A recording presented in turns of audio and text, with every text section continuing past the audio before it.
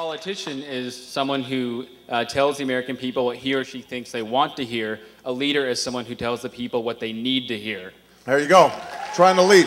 And on that vein, I'm wondering what sacrifices you are willing to ask the American people in order to bring about your brighter vision of America's future. Well, I'll give you two examples. We'll invest in you, you invest in America, and that way we'll move the country forward. So that's sacrifice number one. Nothing's for free. Now, the second example I want to use is the energy example that we've already talked about a little bit.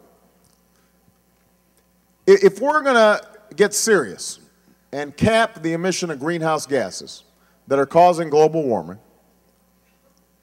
then we are going to be having power plants have to figure out how they're going to reduce their carbon, because they'll have to pay penalties if they exceed the cap.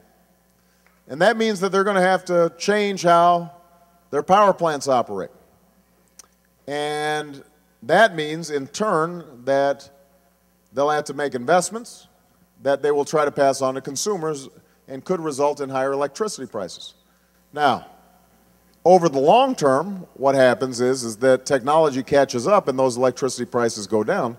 In the short term, though, people individually who can afford it, and the government will help, but we're going to all have to be more energy efficient. We're going to have to insulate our homes, change our light bulbs.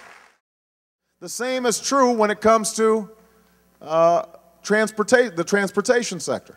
I mean, not only do we have to invest in mass transit, but we also have to make sure that